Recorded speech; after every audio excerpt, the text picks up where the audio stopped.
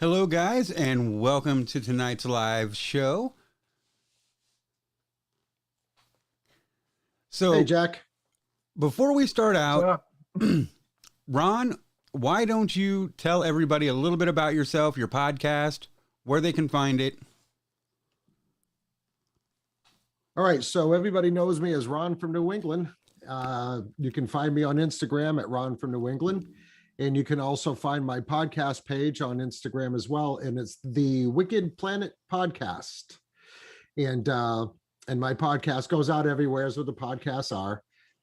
Spotify is a big one, Apple, Google. There's just a whole list of them.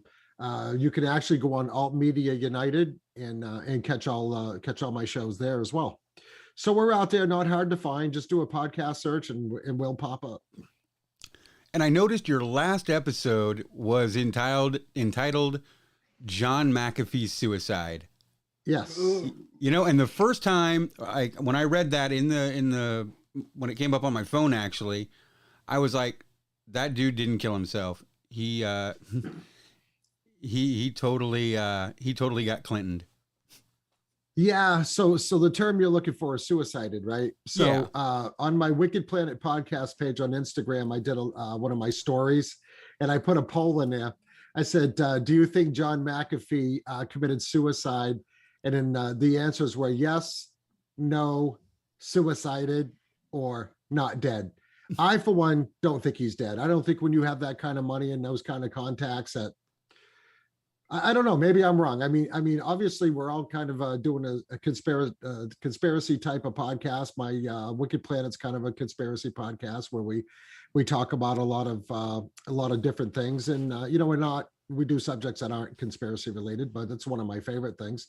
And of course, we rode the Epstein train pretty hard there last year, so I don't know. It's got a lot of parallels, a lot of strange things going on. We haven't seen a body yet. We haven't seen any pictures. We haven't seen anything. We've seen no statements from the Spain prison. We really have nothing to go on right now. So it leaves a lot up to question, right? To speculation. So it's very possibly he could have just said, you know what? Well, I hear myself coming back. You do, and that's my fault. I jumped into the YouTube to make sure everything was going good. I have a problem with that. I do that because I'm always scared that you guys can't be heard. So, like when we're on Twitch, I can't hear you guys when we do Twitch. yeah, and that's weird. I don't know why. I think I got that figured out, but anyway, so we're all good. Yeah, we're all good. Okay, cool. So anyway, getting back to McAfee, I just think there's a lot of questions now until I see some hard proof. I like a good conspiracy just as much as the next guy does. So, and I wanted to jump on that story when it was hot. I mean, it hadn't even been a week yet. I think it was a week yesterday, right? Yeah. So, but yeah, it was a good show. We're getting a lot of good feedback from the show already. It just came out Tuesday night. I put it out, so it's only been out for about a day. But yeah, so we'll see how it goes. I thought it was an interesting subject. We're gonna look into it a little bit more. We're gonna revisit it a little bit later down the road. Some of the theories coming out around it as a enthusiast. I love the idea of quantum suicide, which is the coolest. Name a death metal band, new metal band, quantum suicide. The idea that he killed himself but actually just shifted into another reality. I think it's ridiculous, but I love the idea. And well, but Chaz, isn't that what's fun with a lot of the conspiracies? You get the normal ones okay, so yeah, he actually just said, you know what, I'm done now that I'm going to get extradited to the United States. It's a done deal. I'm going to be in prison the rest of my life down there because the United States wants to make an example of me. And he said, you know what, I'm just going to call it. But his wife said he had no suicidal tendencies. Nobody in the jail said he had suicide tendencies. He even said, if I end up committing suicide, just know that it wasn't me that did it. So yeah, so we have was the yeah. term. So he said suicided, but he preferred the term schwacked, and he actually had that tattoo. Well, that's actually whacked with the money sign, which was a cryptocurrency that he was developing. Yeah, but as a rapper, I think you do pronounce that schwacked. Oh yeah, you could dollar be. sign is yeah. an ad. Yeah, I don't know. There's a lot of questions. It's an interesting thing. Whatever. I mean, it's just like anything else. I mean, we still talk about Epstein, and he's been gone for how long now? Not very long. It was like a year ago. Well, yeah. Oh yeah, no, over a year. A Well, little over a year. the other conspiracy I like is, I don't know, YouTube might shut us down for this one, but it's fun. Well, not fun. I mean, it's a national tragedy at a certain location. I won't say in particular here in Florida because I don't want it to get shut down. But there's an idea that structure that fell apart was because of John McAfee, that he had, that the kill switch, the information, there was some server in a condo there, and that's what was the result. Which, anytime there's a national tragedy, you get conspiracies like that. Yeah, no, I gotta say, that's a good one. that was a very sad incident to happen. And if anybody listens to the episode 15 of the Wicked Planet podcast, we actually talk. The show is based on. We do a little bit of background on John McAfee for people that don't really know who he was or whatever. Then we talk about the possibility that he was suicided, and then we talk about the conspiratorial connection between him and the building collapse. So yeah, we covered that, Chaz. I haven't heard the episode yet. I'm behind. I'm sorry. But that is a prime time. I mean, there's not really much basis of it. It's some there's actually no basis for it. It just we brought it up because that's a conspiracy that's out there and running around right now. Yeah, that's a good one as far as conspiracy theories go. He did have that website counting down to his death, so who knows? I mean, it's weird. Yeah. But maybe that was his plan all along, is he was gonna throw that out, kill himself, and then everyone will wonder about it for years. Yeah, he was definitely strange, that's for sure. Yeah, he's strange enough to do something like that. So who knows? Yeah.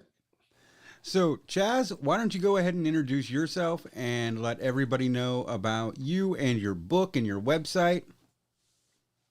So Chaz of the Dead on all social medias. I'm a paranormal investigator. I travel around the world looking into weird cases. I wrote a book about a UFO case I worked in Chile. It's fun, a lot of weird stuff. If you like these kind of subjects, check it out. Paranormal Expeditions, Hunt for the Friendship. And then find all my stuff at chazofthedead.com, including the 3-part series on B theory, which is what we're going to be discussing here today in wake of some of this new UFO information that's coming out. And then you can also read any of Chaz's articles in our Paranormality magazine. Can't even talk today. He writes a new article every month. Really good stuff. This month is a great article about Antarctica. I solved an unsolved mystery, people. Ooh, I got to read that one. It's a good one. It was a weird rabbit hole I fell down on that one. And that's actually going to be coming out later tonight or tomorrow. I'm not sure yet. I'm still tweaking it. So it'll be out tonight or tomorrow. So I don't know anything about B theory. I didn't even read your article yet because I wanted to hear it all fresh, all new. So let's get into some B theory. So I guess I'll start out with how I first came across B theory. Is this the Morocco story, Chaz? Yeah, and the subsequent one. It's a great way to bring it in. This is how I always start it because it's just weird. So it must have been 4 or 5 years ago now. I was traveling in Morocco, North Africa, hanging out with some people, just kind of volunteering, just, backpacking to explore. And one of my traveling partners, I met him there in Morocco, and I explained to him my, interests, my research and all that kind of stuff. And he was like, "Oh, I got a guy you need to meet." And it was really a friend of a friend.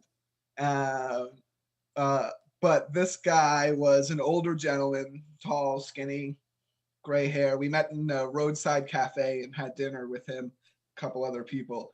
And he told the craziest stories I've ever heard. And this is pretty much all I do, is collect weird stories. So this guy though was something else. But the thing that really stuck out to me was he confidently said that he knew people who flew UFOs. He had talked to pilots of UFOs, had interacted with these people. So were And these people aliens or were they just normal people flying human UFOs? beings. Okay. No, it's human beings, which is interesting given the whole what's occurring now with the disclosure. But we'll get into that in a bit. These were people who worked for secret programs who flew UFOs. Now, he said that the tech behind these UFOs, what gave them their anti-gravity and possible physics capabilities, was something that they had reverse engineered from honeybees. And this was his exact words. That there was an anti-gravity chamber in the thorax of honeybees, and this is what gave them the ability to fly, and that they had used this concept and extrapolated it into a craft. And that was the first time I had heard anything like that, and it stuck with me because it was so strange. The other part that kind of made it stick with me was a few weeks later, I was traveling back through Tangier, and he invited us to dinner at or lunch, it was, at his home. And we took a cab out of the city, and we started going into the very swanky uptown area of Tangier, and then out of that into the, I guess, for lack of a better word, the Mansion District, where it goes up into the hills and it looks out over the Mediterranean. And he had this relatively small home. It was actually two kind of homes connected together in the middle of this area. His next door neighbor was a Spanish princess. She was royalty. It was her vacation home. So this was kind of a weird kind of confirmation to his story, because his claim was that he had known all of this about UFOs and anti-gravity tech because his father was a OSS and then CIA agent later on. And that's how they had made all of these connections and wealth in Morocco. And I kind of scoffed that off until I went to his house for lunch, because he was living there with his sister, and they were older, but neither of them had a job. And I asked her what she used to do, and she said she never had a job. So it was a bizarre encounter. So Chaz, sorry to interrupt. Now, when he started first talking about the honeybees, was that the first time you met him, or was this brought up to you? That was the first time. Okay. That was the first time at dinner, because in particular, that was a friend of a friend who said, "Oh, you have to meet this guy. He'd love to talk about. He likes all these kind of crazy things." And everyone else kind of scoffed him off as a crazy person, but he was very interesting, and the conversation really stuck with me. Not too much of it. I couldn't recall it in total detail, though I do remember he said, "Oh yeah, I can get you in contact with a UFO pilot." Absolutely. And that never came to fruition, but maybe I just need to go back and track him down. I think in light of the situation of him even to be comfortable enough with you to even say, "Oh, it's the bees, the UFOs are based on bees," or whatever. He must have been comfortable enough to you. Comfortable enough around you to even say that, number one. Number two, if he invites you to his house, which looks like this guy, money came from somewhere, and then now he's saying, just nonchalantly, "Oh, I can get a hold of a UFO pilot for you. That's no problem." So I mean, you really can't. I mean, at first you could probably say, "Yeah, this guy's kind of kooky, right?" But then when you're thinking about it, he's probably pretty legit.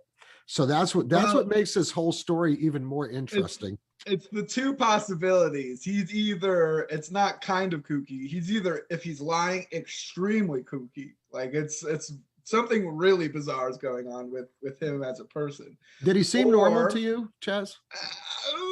He seemed like 80% normal. Well, I don't want to say anything, in particular, but I've had talks with a lot of people where I've been like, you know, they're maybe um, operating differently. I'm going to say that.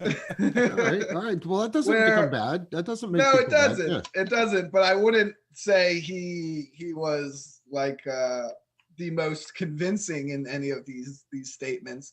I mean, I really didn't take any of it that seriously, and it was actually the only reason B theory even evolved from this story was because I had put it as like a one paragraph little anecdote in my book.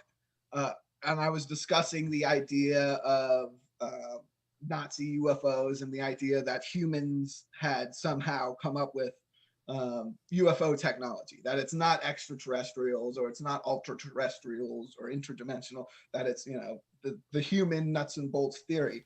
And when discussing those possibilities, I said, well, one time I also heard this crazy guy tell me a thing in Morocco about bees and UFOs. And it was this one-off, wasn't even the subject of the chapter. I believe the story itself was on the Nazi Bell. But another podcast host who had read the book in preparation for one of my interviews, it was actually the Sensible Socio podcast. They do live podcasts here on YouTube. Check them out tomorrow. They usually do them on Fridays. They're fun guys. It's more of a comedy kind of general subject show, but they were really intrigued by the, you know, paranormal stuff and had me on. And the host of the show, he told me that his friend grew up in this military style family. And as kids, they always understood that the dad was a man in black.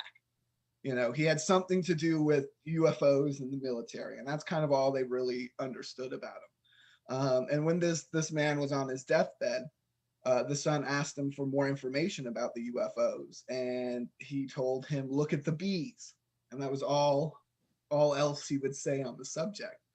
And so when the host was reading my book and he read that little paragraph, he was like, "Well, that sounds like that crazy story I heard from my friend whose dad told him that something to do with the bees connected to UFOs." And they had always thought it had something to do with the ways bees communicate until they came across this little paragraph in my book.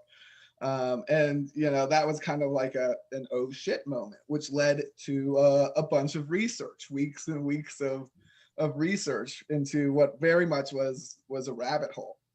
And, you know, a lot of it is the Gorbachev stuff, which we'll get into in a sec, which is fascinating, but slightly suspect in its origins and things. But a lot of the other stuff was scientific journals, which was the first thing I kind of stumbled on, talking about how one was talking about how bees have special hairs to sense the direction of gravity, but at the same time, they don't build their nests towards that direction. They build their nests and their combs independently of gravity. And it was always thought that they had these hairs so they could know how to build the best nest, but they don't use it for that purpose. And no one knows what the purpose of those special gravity hairs are now. Another one was, I believe, about I think had something to do with larvae and certain, you know, weightless, weird gravitational underplates, something like that. And these were in legitimate journals, you know, no one really paying attention, not in newspapers or anything, because it's bee research. No one really cares. But to me, in light of all the UFO those two UFO stories I'd heard, I thought, well, shit, maybe I'm onto something. And then came in the Gorbachev stuff. And Ron's done a ton of research and a ton of work on that subject as well. So I'm gonna let him take it over here for a second. You know what I want to do, Chaz and Jack, is I want to just run down a little bit, like a little bit of background on bees, right? And the bees that I look into were more like bumblebees. Because the bumblebees interested me more in their ability to fly than honeybees did, only because bumblebees are so much bigger, right? Like, so they're so much bigger than a honeybee. and their wings really in comparison are are about the same size as a honeybee's wings, right? So, but I think I just wanted to hold on a sec, just give the listeners a little, the viewers a little background, like on bees and how this whole subject of, how can bees even fly even comes into it. And that's what makes the whole tie the bees into the UFO thing even more interesting, right? Because when you look at the physics of how a bee or any type of bee, it doesn't matter, or any type of insect really for that matter, how they're able to fly, it's just really, it kind of defies the laws of physics, right? I mean, there's a ton of studies out there that says, well, no, it doesn't, and everything like that. But I mean, if we're talking, something close to a conspiracy theory here, then I think that this is something that we can touch on, right? Now, and I want people to know, like, I am not an entomologist, like not even close, right? I wish we had one for this conversation. I feel like there's a missing key here. Well, you know what? Like, and I'm not a biologist, and like I say on my show, I'm not any type of ologist, right? But I guess how this whole thing, from some of the reading that I did, like, this whole question came to be is, how the hell do bees even fly, right? There was a couple of guys out drinking one night. One was a biologist, one was an engineer. And I'm taking, this was probably way back in the 20s, maybe even 30s. And they were just talking about, whatever it is that they do or whatever projects they had going on. And the biologist said to the engineer, he goes, I have a good question for you. How the hell do bees fly? So the engineer starts jotting down these calculations and these equations and things like that, starts doing a little bit of math. And he looks up at the guy and he says, they can't fly. Not according to any mathematical calculations that I can come up with. And of course, so that's been, debunked a million times by every, armchair entomologist that's out there.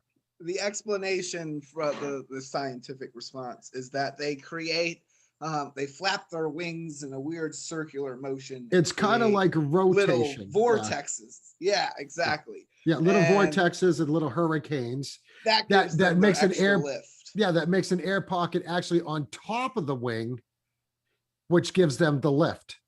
Now that's kind of how a helicopter works, or a gyrocopter, right? Kind of the same principle. So because I always, number one, I always wanted to fly a helicopter, and maybe someday I will. But when you just look at a helicopter and you see, you got the main rotor, then you got the tail rotor, and this thing's spinning. Obviously the blades, they do go on angles for a different lift and things like that. And I'm looking at just the whole idea of how something that heavy can be picked up and then maneuver the way that they maneuver and stop and hover and make quick right and left turns or back up, or just kind of the amazing thing that helicopters can do now. And I'm saying, and I remember even thinking to myself, man, that's like exactly how bees fly.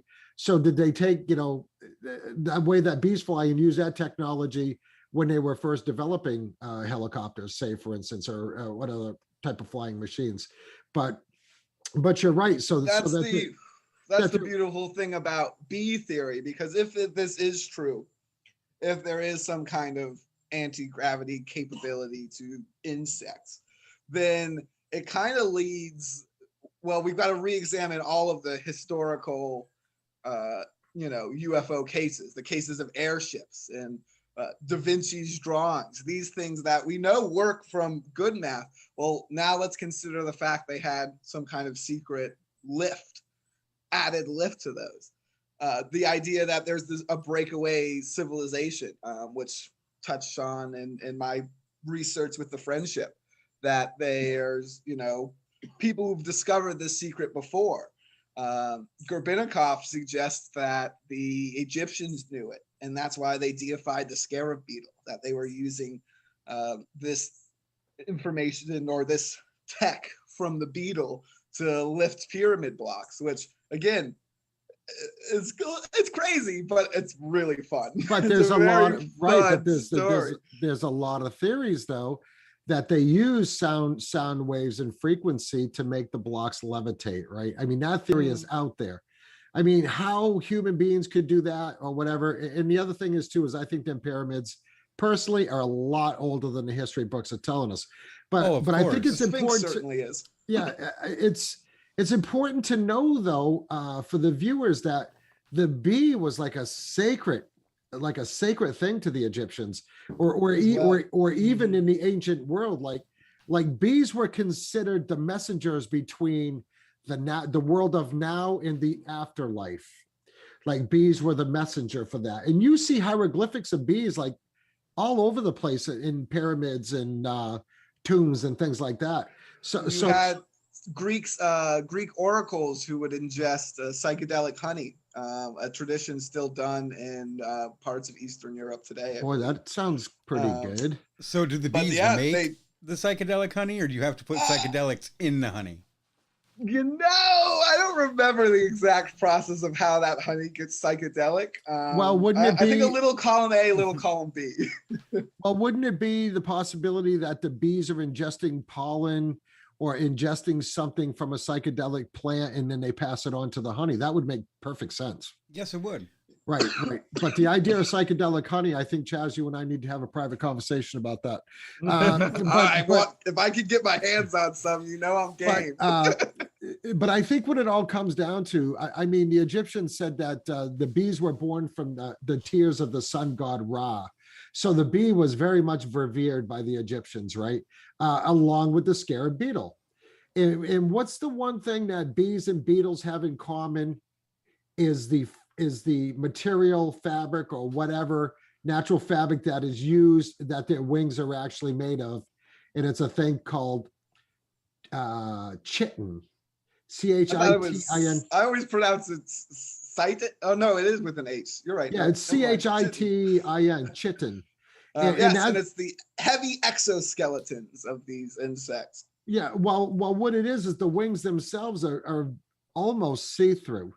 And in this actual chitin part is the part that is supposed to cause the levitation, according to Grebennikov, right?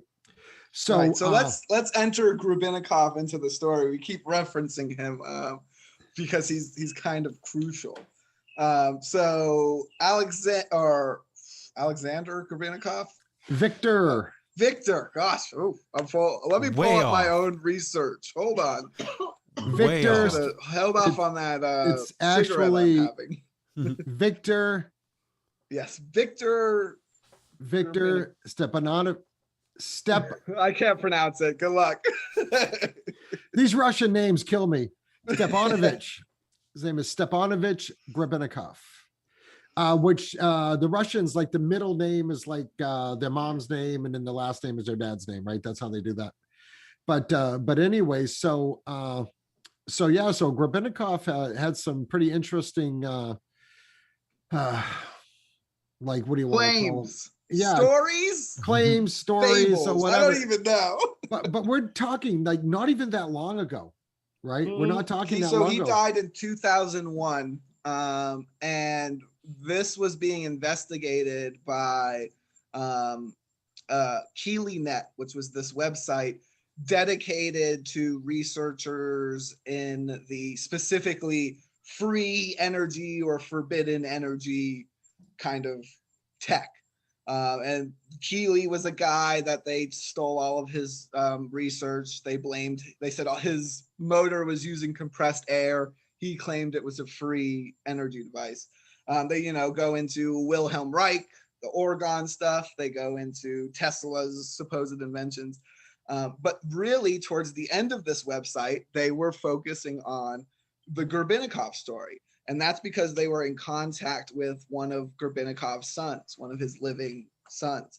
But the guy running that site died, and the research kind of stopped there. But Grebennikov himself died in 2001, and his son was, communicating this information as recently as, I believe it was 2011, 2012. So it's current. Which it makes it all the more intriguing. It's not some kind of secret Soviet, conspiracy. This is literally some entomologist who stumbled upon a UFO tech through bee research, bug research. And he was studying the wings mostly.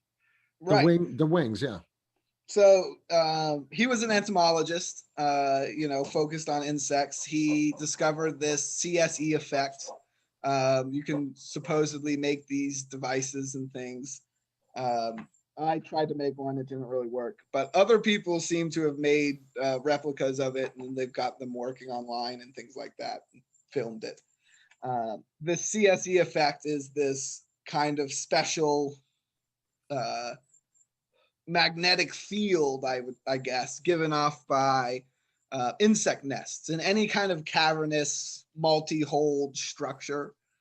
Supposedly gives off this effect, which I find very interesting because on the internet there's a special phobia for like when people have like boils like that have a bunch of holes in it. Forget what that's Trichophobia or something called. like that. Yeah, you've seen those weird edited pictures, but it's a specific fear which I find interesting. I don't know how that connects to the CSE effect or if it does, but Yeah, and I think we should tell the intriguing. listeners the CSE effect is the cavity structures effect. Yes, so any structure filled with cavities supposedly gives off this effect. Even your mattress with its springs and stuff inside, or those weird foam mattresses with those spongy thing. Any of that would give off a CSE effect. A block of cheddar cheese or Swiss cheese with the holes would give off CSE effect. And did it have something to do with frequency too, like low level frequencies? Yes, in these caverns, and that leads back to the bee. If the bee has a cavity in its abdomen, that also would be giving you a CSE effect, and that in conjunction with the harmonic frequencies that the wings are putting off, that's causing the levitation. And right. That's something that's called acoustic levitation. Right. So that's that he found that the wing plates of these insects he was researching had these little kind of bizarre whole cavity structures to it. And he knew that would be giving off some kind of energy. And exactly as Ron said, vibrating with the wings, Russian science, yada yada, it creates this gravity effect. And he first witnessed this under a microscope when he placed one of these wing plates to observe it. He noticed that it would float for a second on its own before coming to rest on the microscope tray. And then he stitched a bunch of them together until he had a block that could sustain floating itself. And the weird effects started in play when he put a thumbtack on top of that floating block, and it disappeared, then reappeared, and he felt woozy. He kind of felt this whole bizarre reality shifting effect. He couldn't stand up straight, and it took him a moment to regain himself. And he goes on to describe what many people describe when interacting with UFOs, and what my research describes as the same things, the similarities between psychedelics and UFOs. He almost nails it word for word at one point in his book, saying that this CSE effect in massive doses causes, high strangeness, loss of time, and he hits all of these points that I hit in my book as well, comparing psychedelic experiences to the phenomenon. So the CSE effect, in like what Victor Grebennikov was researching or making his flying platform. So that basically says that can take you into a parallel reality, or a reality other than the reality that you're in. It's hard to say all of that for sure. It at least creates the same kind of psychological effects that people who interact with UFOs report. Being around this object. And he eventually created a floating platform with the same kind of floating block. And he would use this to fly around, but he said the places he would operate this craft, and especially if he ever dropped something off of the craft while it was flying, this would cause a slew of paranormal effects. Things very similar we hear in cases like John Keel's Mothman, where there's these strange objects appearing in possible places, these weird pieces of joke matchsticks inside of a phone case that from the 70s. It doesn't make any these weird Right. teleportations. That things would just appear out of nowhere, and not Mhm. even things that would be around in your time, right? Exactly. And he said this would be a side effect of operating the craft. And again, he was an entomologist, and he, supposedly built this craft and then suddenly knows all of the information. he's suddenly as educated as Jacques Vallée in UFOs, because he's describing the side effects of his. It's the exact same thing that these researchers who dedicated their lives to researching describe from their research. And he's a bug scientist who kind of just writes about this in one chapter in his life story, and nails this whole paranormal theory kind of by accident. So if it's one of the things for me that gives it a little more credence than just a random theory you read on the internet, because a lot of it you read is like, and then the vampire energy or the dragon spirit, and it's shit like that. You're like, okay, well, this guy's he's off doing his own thing, he's making up his own little story. But this guy, if this is him making up a weird story, he did a lot of super dedicated I was going to say, research. if this was something that he was making up, he wrote He did a good job. He wrote a lot about it, and he was very precise in his descriptions of things. And if anybody is interested in learning about Viktor Grebennikov, you can do a search. I like DuckDuckGo, seems to work a little bit better on subjects like this. And a lot of information will come up. I mean, there's a few YouTube videos out there, but they're pretty vague. But if you want to sit down and do some reading, I mean, that information is out there. But he spent a lot of time in his research and his testing, in making this platform, which we can describe as a platform that's big enough for him to stand on. And if you can imagine, like the little scooters the kids ride around the neighborhood, right? It had this T-bar that come up, and he had all these controls on the steering handlebars or whatever. He had all these different controls and everything. My thought is that thing had to weigh something, depending on what it was made out of a material or whatever. This platform in itself had to weigh, I don't know, 30, 40 pounds. And then you put a guy on top of it. So how many of these beetle chitin wings, fabric and everything like that would he have to have in there to actually make that thing fly? So that's actually one of the inconsistencies I find in his story, because he refuses to reveal the insect he uses in his device, because he says, I'm an entomologist and I'm really worried about the population of this insect. It's only this one insect I found it in Siberia. He says that, but I want to know how many, it's got to be a couple hundred, I imagine, to make his flying device that he would kill. I would think it would have to be at least that. But so he does say that he's got one type of insect that he's using these wing parts off of, and yet when you do more reading about it, it brings up that he's using multiple type of insects that all have this same wing that's constructed of this chitin material, which of course is an organic material. That's, it's what that's what bee wings are made of, right? So there, that's another thing where, did he say it was just one particular insect, so that people aren't going around and trying to kill every kind of insect they possibly can to collect enough of these little wing pieces to make their own platform? Anyways, I mean, I'm not trying to debunk the story, because I'm pretty interested and I think it's pretty cool, because if it is something that you can make, that's a natural thing that you can get in the wild and use it to levitate and fly, well, that would have a lot of implications, right? Like even and my question is too, is that get you to levitate? What is the propulsion?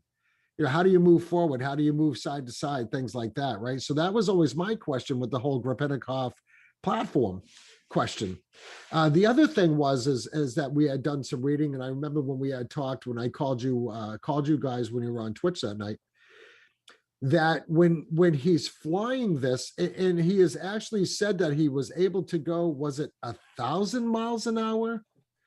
Or am I off on that? I'm pretty sure that's what I read. Yeah. He said that he never took it over, I think, like 50 or something like that. But he said that he theorized that it could go, to 1,000 miles. Okay, so hypothetically, it could go 1,000 miles an hour. But this is what he described, that if you gave it more thrust, it would go infinitely fast. Right. So and he included kind of drawings of how he believed the device kind of created its own little bubble of gravity. And again, it's along the same lines of, I believe it's Nick Pope's Hunt for Zero Point, these other researchers who have theorized, how anti-gravity would work. It's pretty close to how this theory of these craft work and how these motions of UFOs, I guess UAPs. Right. And this is the thing that makes it more interesting when you have other researchers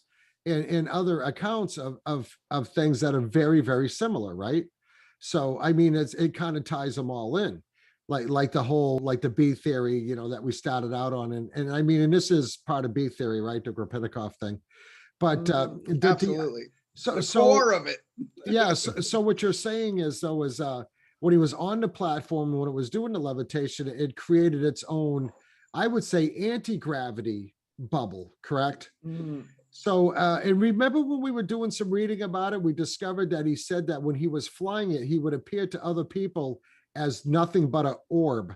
Like he wouldn't be just a person. He said glowing geometric shapes, whether that was a circle or a triangle. It would be these different kind of geometric shapes, akin to what we know as some of the most common UFO shapes. Now, he never said he appeared as a tic tac, but the saucer and the triangle, which are some of the other most common shapes, he reported as people seeing him. It was on his first flight, I believe. He flew over the industrial district, and a bunch of people the next day called the news and said they saw a triangle craft right over where he was flying. So now, did this guy take actual insect wings to create this platform, or what did he use to create this platform that he flew on? So he somehow built these chitin blocks. And each one of these blocks, there's a couple of videos of him, demonstrating them where he taps them and they fly up to the ceiling and then kind of like float back down. But supposedly he would make several of these. He had made several of these and attached them to the underside of the craft. And that was pretty much all he really needed to float up and down. He kind of steer it almost like a scooter from that point. And with the little handlebars. And he doesn't really go into how he built those blocks or how much insect wings or how much chitin actually goes into them, how he lays it out. All of those details are missing, crucially so. Proprietary, as Apple would say. Yeah. And my guess on that, when I was reading about that, was he would have had to have literally chitin from tens of thousands of bees to make these blocks, right? Because these blocks were contained in the actual platform that he stood on. Because this is a platform that he stood on. He stood on and flew it like if you could imagine a Segway without wheels. Right, like a hoverboard from Back to the Future. Yeah, exactly. Yeah, same idea. Except a square. Right. You know what? In some of the reading that I did, I was kind of theorizing that when he was flying this, it actually had a psychedelic effect on the people that witnessed it. Yes. Yeah. And if anyone who's familiar with my research, that's something I hearken on a lot. And I did a lot before this story about how people interacting with UFOs, their experience is physical, but also psychedelic to a degree. It has these parallels that can't be denied. And this was something he described happening to people who witnessed the craft and people who wandered into areas where they landed the craft or where the craft had been stored for a time. these areas would also seem to be kind of infected with haunting or these other kind of causing these weird psychedelic effects as well, which again is spot on with UFO sightings. I mean, anywhere Mothman has landed, there's a kind of a pilgrimage site, right? The TNT zone in West Virginia. People go out there because it's still haunted because Mothman was there. The same happens with the Flatwood Monster. Any of these zones where the craft has landed and something has stepped out, it's always one, a crazy looking monster, and two, these areas seem to hold on to this paranormal lore and these kind of weird visions and time alterations and semi-psychedelic experiences seem to be tied to these areas. And that's something Gorbachev said was tied to his craft. And that could be tied into electromagnetic zones, right? I mean, which the frequencies of that change how your brain works, basically. And that would make sense if it was giving you a psychedelic effect when you were in the presence of an area where there was high electromagnetic activity going on, kind of similar to like the pennyroyal areas down in Kentucky where it's a high magnetic anomalies going on. So this platform and all this chitin could create a odd electromagnetic force field. Now, is right? there anybody who's tried to recreate this present day?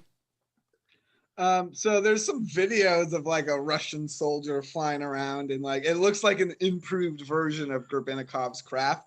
It's basically the same thing, but it's got like a side wall around it, like a chariot almost, and like little feet. And he's like floating around and flying it, and supposedly that's a recreation. Could you imagine the military implications of something like that for just moving people and equipment?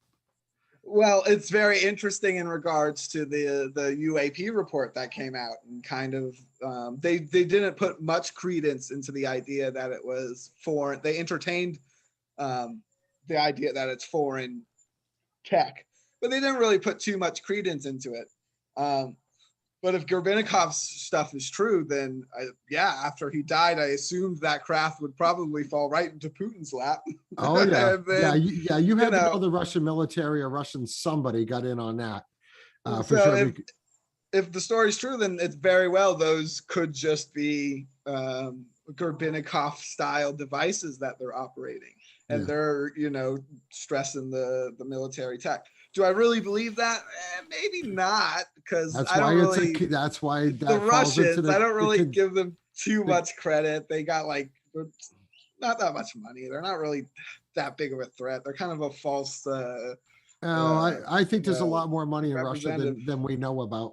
Unless the Gorbachev stuff is true. Yeah.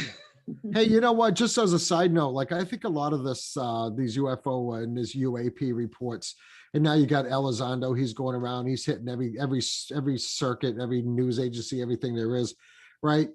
I think some of that might be a psyop and a little disinformation, because I have a feeling that a lot of that stuff is actually ours. I think the Tic Tac was ours. I have an interesting theory about that. I think the triangular stuff is ours. I think a lot of that stuff is ours, and we don't want anybody to know that, right? So they would say, "Oh no, that's UFO." So I have a theory about this. I think everyone's asking about why would they release this information? What benefit does the Pentagon get? This is kind of the question there, and the ideas. Some of the ones I've even entertained are like it's to make China waste money on UFO research and make Russia waste, and kind of just like as a psyop. Maybe it's on the population. But I heard an interesting idea that it might just be, we're thinking too grand about it. It might just be the Navy's way of putting pressure on the Air Force and the Pentagon to reveal to them more information. It could be an inter dispute happening that's gone public, that the Navy's like, well, here's the information we've collected. They probably on some level have an idea that this tech is ours, and they are mad that their engineers and their missions are being left out of the loop. Well, part of the something you do find in the report is they throw a little shade at the Air Force. There is kind of this tone that's taken when addressing the Air Force, so we and know their lack of UAP research. Yeah, so we know all the branches work against each other, right? All the branches of the military. Of course, the Marines and the Navy, that's still the Department of the Navy. You got the Army, you got the Air Force, right? Everything is so compartmentalized that nobody knows what everybody else is doing, and that's by design, right? So where you gotta go is you gotta follow, like they say, follow the money, right? So how much money is going to Lockheed Skunk Works? Because Skunk Works is probably in one of their warehouses, is probably where the Nazi Bell is parked, probably where the Roswell UFO is parked. That's where all this stuff has been reverse engineered. And the Nazi Bell, that's a subject we could go on and on about, on another show. That's a great subject. I love that subject because I think it's tied in, that technology is tied in with the Kecksburg, Pennsylvania acorn, as they called it, or it's very similar. That's very similar. Very similar. Interesting. Yeah. But I think a lot of this stuff is ours. Maybe now we have Space Force, right? I mean, now we're weaponizing space when all the countries together agreed that we weren't going to do that. I think that's a response though, because China's beaten us to weaponizing space. They keep they keep blowing up their own satellites, testing these rockets and missiles, and they're not like missiles, they explode. They literally fire just like an iron rod, like a piece of rebar. It just disables it. Yeah. Well, it shreds the satellites, and they shred their own satellites, leaving debris fields that then go and destroy our satellites a day later. On a rotate, and they're like, "Oh, that was an accident." It's collateral damage, right? Oh, my bad. So, and it's kind of a response.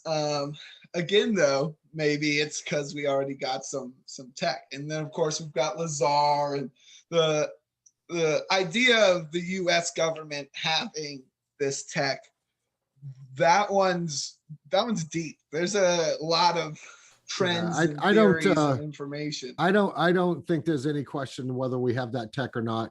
But that doesn't mean the Chinese don't have that tech, and because UFOs or UAPs or whatever you want to call them now, right, don't land exclusively in the United States, right? Right. That's true. I wrote my book about cases in Chile. I'm working on Chile is insane for UFO stuff. I'm working on one now for Russia. I'm planning to go there if I can get my visa sorted out. So I'm going to try not to say anything bad about Putin again on this on this live stream. They'll never let you also in. got one about South Africa, Botswana, Nambia. That's one I kind of discovered a case no one's really looking at. So I'm going to go down there and look at it and get some eyes on there. But yeah, this is a thing that keeps getting spouted by skeptics. Oh, it's all sightings in the US and the UK. And that's just because there's agencies there to record sightings. The sightings are global. They're universal. If you go there and talk to people like I've done, you'll hear that from their mouths, from people who, in the case of my book, the last witnesses I spoke to, they had lived isolated on an island in Patagonia for years. No television, no radio. They never heard of a UFO or anything like that. And then they described seeing this big purple disc hover over their island for a minute with no cultural reference for that whatsoever. So it's out there. It's definitely a global phenomenon. And that's my question. I mean, how many UFOs, UAPs? All right. So I still can't call them UAPs. It just doesn't make sense to me. Yeah, I'm sticking with UFOs. They're UFOs, unidentified they flying can't objects. force language like that. I'm not going to let them force it. Yeah. And then, well, I think, language is important, right? So I think there's a reason why they changed it to UAPs. But the thing that really interests me is the USOs, the unidentified submerged objects. And this is where the Navy comes in, because the Navy's, they're out there. They're out there in the ocean. They're the ones that are witnessing. And we have reports of USOs that go all the way back to World War II, or even before World War II. So that's all pretty interesting too. But But yeah, we've been waiting for disclosure. Disclosure was supposed to come out.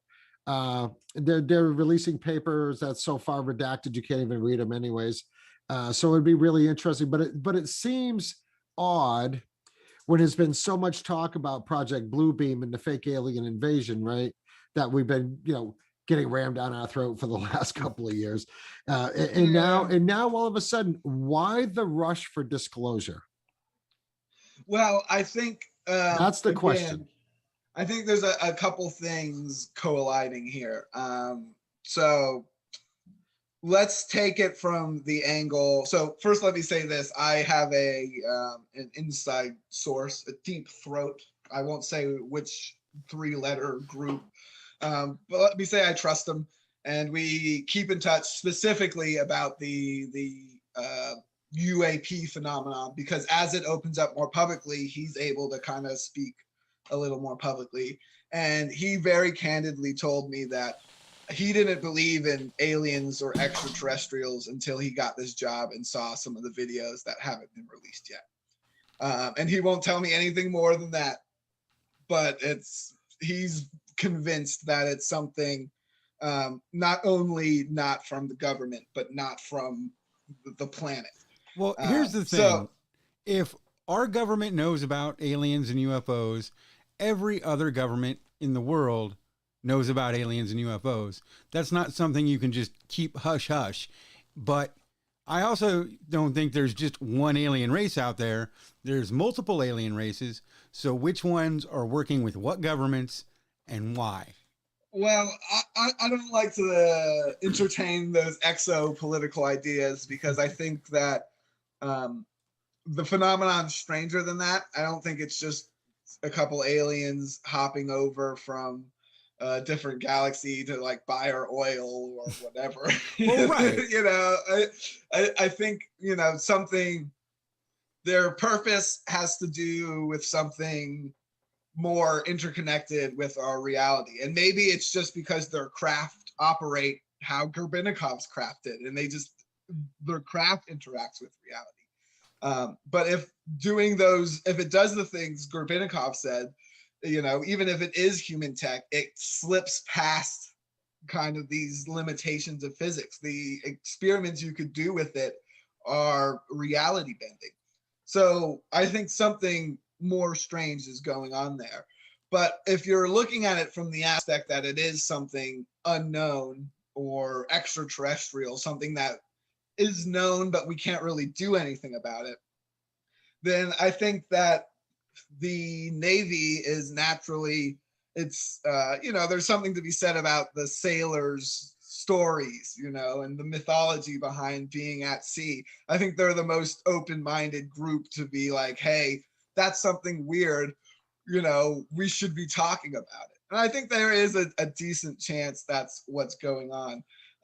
But again, I do think they're definitely withholding things from us. I love the part about near misses, though. There has been 11 near misses with UAPs, they've said, and aircraft. Something I've talked about in my book in regards to the high number of UFOs in Chile and the high number of plane crashes there as well.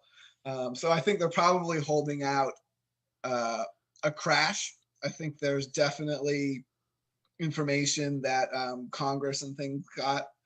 They got, I believe, a 90-page report, while the public got the 9-page report. I think there's probably information in there about incidents where planes have gone down because of these craft, because of interactions with these craft. Because I do think they're physical enough to do that, which is horrible because I fly in planes all the time. Yeah, right. Now I just got to live with that. But I do think that's definitely something that's possible and has probably occurred. So, question for both of you. Do you think that our technology is getting to the point that is making us get more noticed by stuff that could possibly be out in our solar system and even outside our galaxy? Oh, I think so. I mean, if we have as many satellites as they say we do out there, just the signature that them satellites would put off, if somebody was looking from another planet or whatever, they would be able to pick right up on that, right? I mean, especially if they had high-powered microphones or high-powered listening devices, like how they have down in SETI, right, where they have all the big dishes, say for instance, that are listening into the universe, waiting to get a signal. And I think, could you imagine?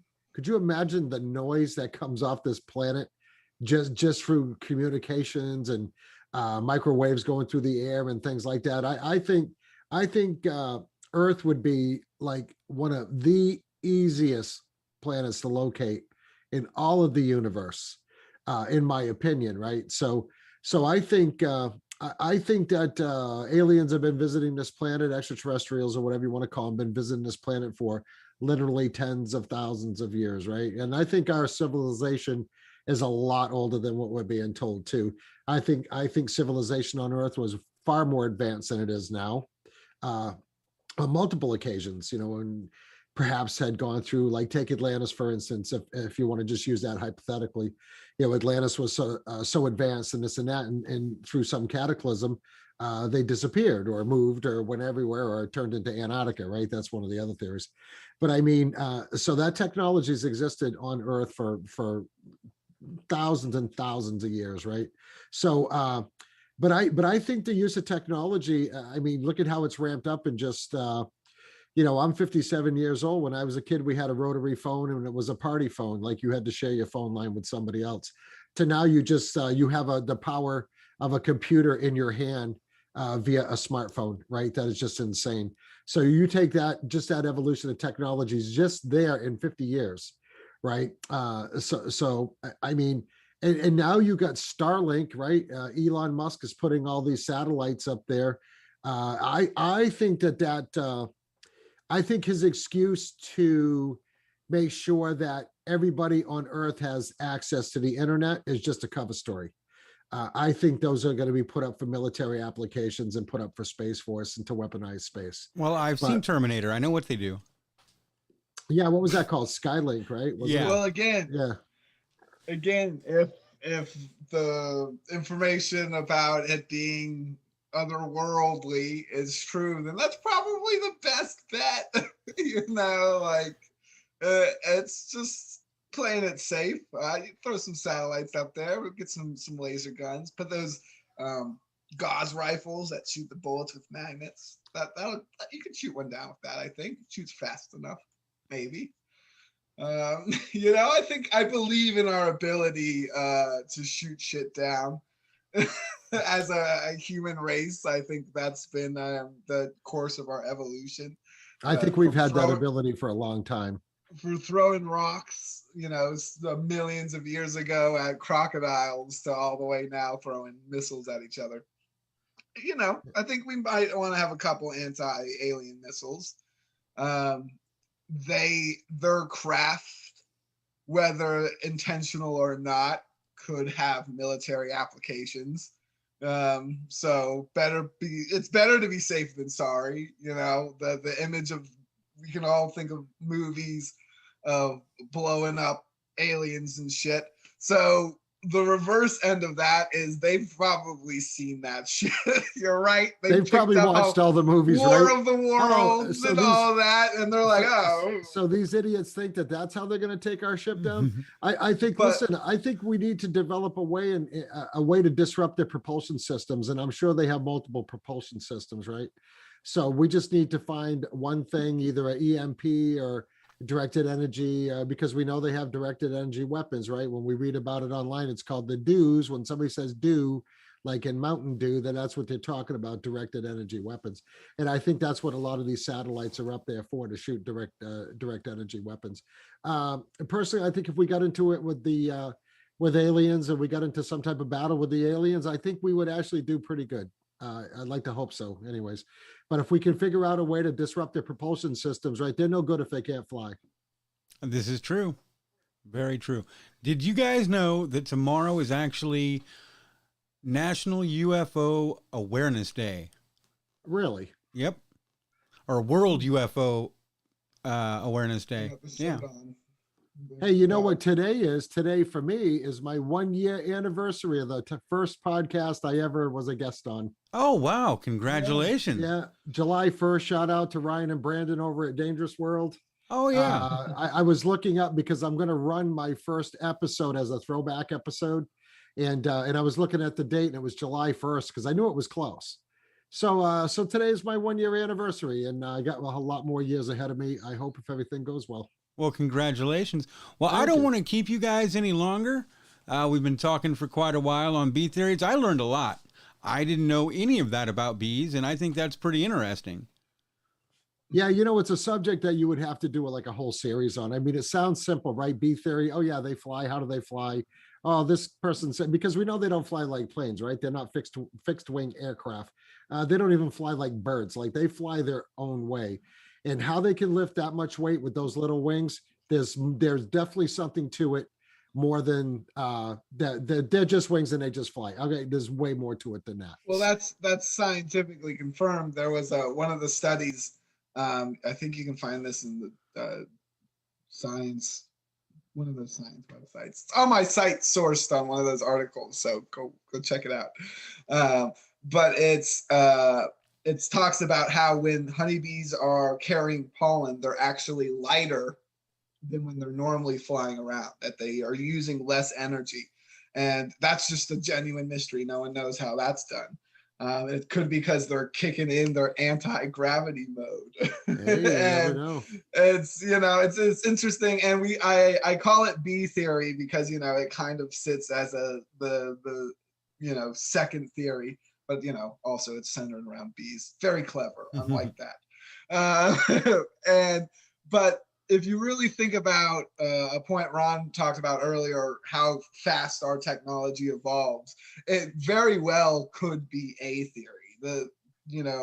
We've had secret military projects in the future. We've had, or in the past, and we will have them in the future. We've had mad scientists in the past who have been years ahead and created crazy inventions. So it's this theory that it's outlandish, but it technically, Occam's razor wise, has the most evidence towards it because it's happened in the past before. So it's something weird. It's something to keep in mind, especially when analyzing UFO information that comes from the government, analyzing these reports, the disclosure stuff. It's something to consider when you're watching these, videos and things. Is this an alien? Is this a bee-powered UFO designed by a mad scientist or a government? And that was something Gorbachev said himself, was that there were UFO reports from all over the world while he was operating his UFO. And he said, well, that must be other people who have just discovered the secret and they're not telling anyone else. So I'm not going to tell anyone either. And that was kind of one of the points he ended the chapter on the craft in. Right, but but Grebennikov wasn't bashful about sharing that information and telling people what he was doing.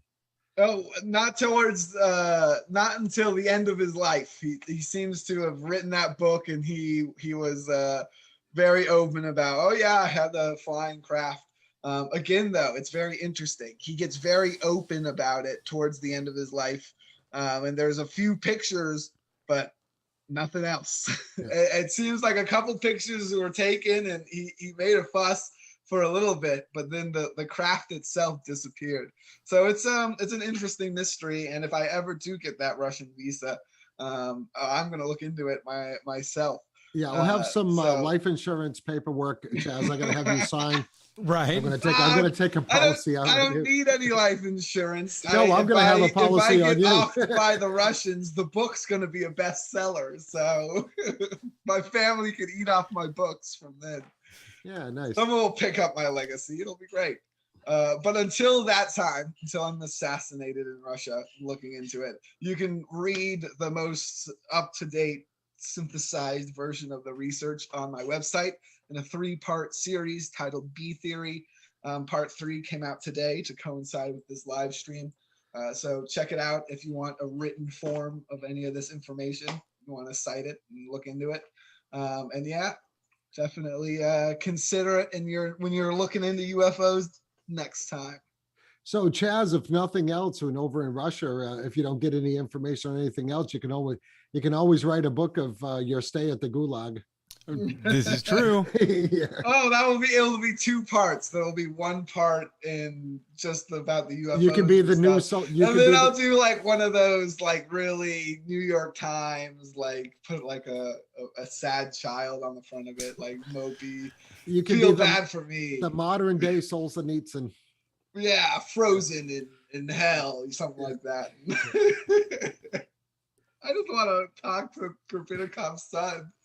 Don't let me do that. Well, I'm going to tell them I'm just riding the Siberian Railway. This whole thing's going to get me banned from the country. I hope not. Please invite me. You'll be fine. I've got friends who will vouch for me. I swear, Russia. Russians, like Americans, don't believe all the stuff. I know. I have a good Russian friend. She's gonna, but you have to have someone actually vouch for you to get the visa. So no, they're very nice. I'm excited to go. Cool. Very good. I've got a lot of projects on the future. Stay tuned for all that at Chaz of the Dead. I'm doing the plugs. ChazoftheDead.com. Chaz of the Dead on the social medias. Check me out. Yeah, get out there and check out Chaz's website. It's actually really cool. Yeah, I'll also be road tripping and documenting haunted places around the U.S. for the next few months on all the social medias, on a TikTok as well. Haven't really done it much. There's one video up there, though, at Chaz of the Dead. Check it all out. And yeah, stay tuned for weird stuff. Cool. And Ron, where can they find you again? Oh, I'm easy to find. I'm on Instagram. I don't do anything on Facebook. I don't like Facebook. But I'm on Instagram at Ron from New England. Real easy to find. Come give me a follow. I got some pretty cool content. I got all the information when the new episodes come out for the Wicked Planet podcast, which also has a page on Instagram. You can email me at the Wicked Planet Podcast at gmail.com. For now, I will be going to Proton Mail very soon. I think it's a lot better. I'm trying to get away from the Google, the what do they call it? The evil Google. Yes.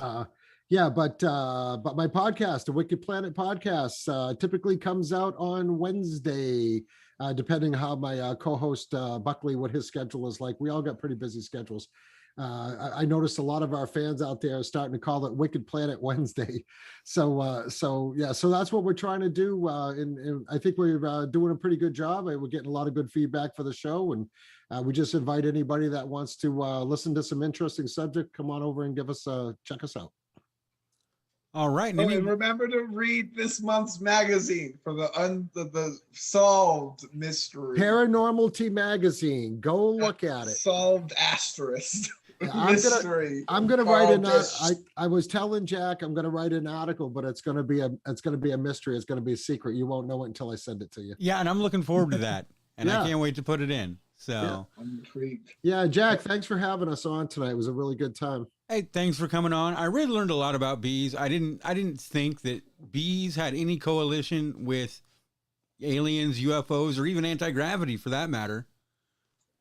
Yeah, the anti-gravity is the number one correlation with the bees. Yeah, if nothing else, here's the wild thing about bee theory. I said Gorbachev is the core of it because it's the most interesting story. All of that could be false, but the main thing is bees do fly weird, and no one knows how they do it. So even if Gorbachev was just spinning a tail, he could have been accidentally correct. Because it's, if it's a tale he's telling, it's a tale that we've heard from 2 other very strange sources. So it's, it's 3. So I think it's enough to consider as a weird theory, but one to keep in the roster. It's certainly interesting enough to look into. All right. Well, thank you guys. And thank you for watching our live stream. You can check us out on paranormalityradio.com. You can find the magazine at magazine